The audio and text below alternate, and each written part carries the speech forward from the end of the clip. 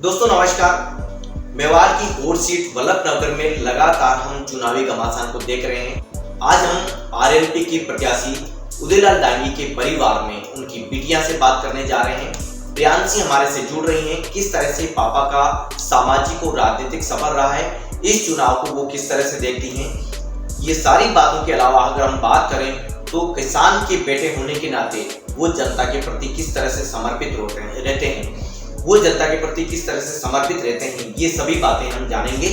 सबसे पहले हमारे कार्यक्रम में आपका बहुत बहुत स्वागत। मेवाड़ की बेटियां लगातार चुनाव मैदान में, आप कैसे देखते हैं? ये चुनाव बहुत क्रूशियल है क्योंकि फर्स्ट ऑफ ऑल तो ये बैल चुनाव है, तो पूरी सरकार एक ही जगह के लिए वो हो जाती है इन्वॉल्व। फिर उसके बाद ये स्वाभिमान की लड़ाई है क्योंकि वो नहीं चाहते कि जैसा उनके साथ हुआ है वैसा दूसरे जो डाउन मतलब नीचे लेवल पे लोग हैं उनके साथ हो जाए। चुनाव को मैनेज कैसे कर रही हैं आप? बात करें तो भैया लगातार हम चुनाव मैदान में देख रहे हैं, लेकिन मेवाड़ की बेटियों की तो अलग ही बातें हैं, हर संघर्ष में पापा के साथ रहती हैं, आप कैसे? हमारा ये कि हम ज़्यादा से ज़्यादा तक लोगों तक पहुंच जाए, घर घर जाके उनके पास जा पाए। जैसे मेरी मम्मी, मेरा मकसद ये नहीं कि हम सभा करें, हम चाहते हैं कि हम लोगों के एक्चुअल प्रॉब्लम जानें। जैसे सभा होती है तो उसमें ये होता है कि सिर्फ जो लीडर है वो बोल के चला जाता है पर लोग नहीं बोल पाते हैं। तो हम ये कि हम उनकी प्रॉब्लम्स जानना चाहते हैं। जैसे उनके यहाँ पे बिजली प्रॉब्लम है, इलेक्ट्रिसिटी हो गया, पानी हो गया, स्कूल में जाने के रास्ते प्रॉब्लम। तो हम वो चाहते हैं कि हम वो लोगों को, हम ऐसे जब तक लोगों को नहीं जानेंगे तब तक हम उनके लिए कुछ कर नहीं पाएंगे। अभी तक आपने जो गाँव के दौरे किए हैं, क्या महसूस किया है? एक बेटी है, पापा के साथ लगातार देखी जाती रही, गर्ल्स को लेकर के क्या प्रॉब्लम देखी जाती है, महिलाओं के लिए क्या कुछ होना चाहिए? महिलाओं सबसे बड़ी प्रॉब्लम ही यही है कि गाँव में लोग महिलाओं को आगे नहीं आने दे रहे हैं। जैसे अभी भी हम जाते हैं तो जैसे अगर मैं लड़की हूँ तो भी उनका ये होता है कि वो घूंघट करेंगे, वो सामने नहीं आते हैं, वो बाहर नहीं आते हैं। हमें इसी चीज़ को सुधारनी है कि वो लोग बाहर आ सके। वो अभी भी हेसिटेशन, उनमें डर और ये सब कुछ है। वहाँ पे जैसे औरतें हैं, उनका ये कहना है कि वो रात को रोटी बनाती है तो उनको चूल्हे की उससे लाइट से रोटी बनानी पड़ती है। और जैसे लड़कियां हैं तो उनकी स्कूल्स प्रॉब्लम है। किन्हीं औरतों का तो ये कहना था कि हम ये चाहेंगे कि भले ही वो ना पढ़े पर हम उसे बाहर नहीं भेज सकते आज के माहौल को देखकर। उनका बस यही है कि हमारे यहाँ पे स्कूल्स हो, कॉलेज हो, हॉस्पिटल्स हो, सैनिटेशन और इन सब की बहुत ज़्यादा प्रॉब्लम। हम भी लगातार फील्ड में देख रहे हैं किस तरह से गाँव को लगातार समस्या जाती है, किस तरह से लोग सफर करते हैं। गांव से शहर बनता है, लेकिन शहर बनने के बाद में गांव को एक अलग ही नज़र से देखा जा रहा है। एक गांव की बेटी हैं, किसान परिवार से बिलोंग करती हैं, पापा के संघर्ष देखते हैं, किस तरह से महसूस करती है? क्या कुछ डेवलपमेंट का अब वक्त आ गया है? डेवलपमेंट तो बहुत ज़्यादा ज़रूरी है। जैसे हम देखते हैं टीवी में कि दूसरी जगह ये होता है कि लड़कियां आगे आ पाती है, वो स्ट्रॉन्ग होती है, वो खुद को सेल्फ डिफेंड कर पाती है। तो मेरा भी पापा से यही होता है कि पापा अगर आप जीतते हो तो आपको सबसे ज़रूरी ये कि यहाँ की बेटियाँ आगे आए। ऐसा नहीं हो जाए कि हम मतलब लोग तो आगे बढ़ते जाए और हम सब पीछे ही रह जाए।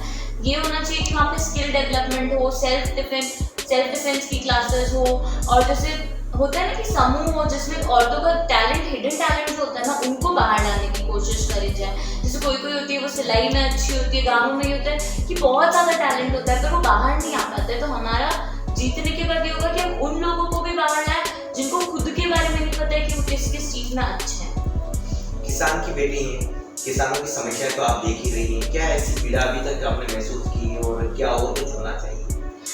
अभी हाल फिलहाल की बात है, अभी ये जो प्राइस फिक्स हो गई है तो वहाँ पे लोगों का ये कहना है कि हम बेच रहे हैं, हमें पता है कि एग्जैक्ट रेट होनी क्या चाहिए। जैसे कभी गेहूं की रेट बढ़ जाती है, कभी अगर फिक्स हो गई तो उनका ये कहना है कि हम करेंगे क्या, हमारा तो खाना पीना ही इसी से, अगर यही नहीं होगा तो फिर हम कमाएंगे क्या। हम ये 2 दिन पहले की बात है, हमें गांव में गए थे, उनके घर पे मीटर लग रहा है पर उनका ये कहना था बिल हम दे रहे हैं पर हमारे यहाँ लाइट्स ही नहीं आ रही है तो हम बिल किस चीज़ का दे रहे हैं। उनका ये कहना है कि हैंडपंप तो लगा दिया पर पानी की तो व्यवस्था करो, सिर्फ दिखाने के लिए नहीं लगाना है। लोग इतने ज़्यादा नाराज है, उनका तो ये कि हम वोट ही नहीं देंगे, हम दे के थक गए, काम बोल के थक गए कि हमारा कोई काम नहीं हो रहा है। तो प्रॉब्लम क्या है, मतलब सिस्टम में कमी क्या है, मॉनिटरिंग नहीं हो पाती है सब? एग्जैक्टली वो ये लोगों का होता है, वो सुन लेते हैं पर वो कर नहीं रहे हैं। मतलब लोग इतने ज़्यादा नाराज थे, इतने ज़्यादा नाराज कि उनका मतलब चुनाव कोई भी जीतो हमें फ़र्क ही नहीं पड़ता है, ना हम वोट ही नहीं देंगे, उनका ये है। तो इससे तो यही लग रहा है ना कि वो तो अपनी प्रॉब्लम बता रहे हैं पर उनकी प्रॉब्लम सॉल्व नहीं हो पा रही है। हम राजनीतिक बातों के साथ साथ में परिवार की बात कर लेते हैं। पापा का सफ़र अभी तक रहा है और आपने भी उनके हर मूवमेंट को जो आपकी एज है उसके अकॉर्डिंग आपने देखा है। कैसा महसूस करती हैं? क्या कुछ उनका रहा है? पब्लिक के लिए हमेशा वो कैसे बन के रहते हैं? परिवार के लिए कैसे? वो बहुत ज़्यादा डाउन टू अर्थ है। मेरे को प्राउड होता है जब मैं उनको देखती हूँ। पिछले चुनाव की बात है, वो मामूली से 5000 वोटों से हारे थे। चुनाव हार जैसे ही रिजल्ट आया, मैंने उनको फ़ोन किया कि पापा कहाँ पे हो, अब आ जाओ, चुनाव होगा खत्म। उनको यही कहना था कि चुनाव होगा, मैं हारा हूँ, इसका मतलब ये थोड़ी है कि मैं लोगों का काम करना बंद कर दूंगा। अगर मैं हारा हूँ तो मुझे इनका और करना पड़ेगा, क्योंकि मेरे भरोसे थे। उनका चुनाव लड़ने का मेन रीज़न भी यही है कि जो उनके साथ धोखा हुआ है ना, वो फील्ड पे धोखा लोगों के साथ नहीं कर सकते। उनका है कि अगर आज मैं आगे नहीं आया ना, तो फिर वापस ये जो अभी जो बन रही है पोजीशन, ये वापस 20 साल पीछे चली जाएगी सब कुछ। हम देख रहे हैं गांव में, जैसे आपने बताया कि लड़कियों के लिए सुरक्षा की दृष्टि से भी कुछ होना चाहिए। हम भी लगातार लोगों से बात कर रहे हैं, खासकर जूडो कराटे सेंटर अगर पंचायत स्तर पर चलाए जाते हैं, अगर सप्ताह की 2 क्लासेस भी लगाई जाती है तो लड़कियों के लिए एक नया मूवमेंट शुरू हो सकता है, क्योंकि फादर मदर तो हर समय साथ रहते हैं। क्या कहते हैं? हाँ, ये बहुत ज़्यादा ज़रूरी है। इसके साथ मैं चाहती हूँ कि ऐसी भी कोई क्लासेस हो जिसमें पर्सनालिटी डेवलपमेंट हो, कि उनमें इतना कॉन्फिडेंस हो कि वो खुद ही कुछ कर ले, मतलब उनको ज़रूरत नहीं पड़े फादर मदर की। और जो आपने बोला, मैं इससे कहीं ज़्यादा एग्री करती हूँ कि ये तो होना ही चाहिए, क्योंकि उन्हें भी तो आगे बढ़ना ही है।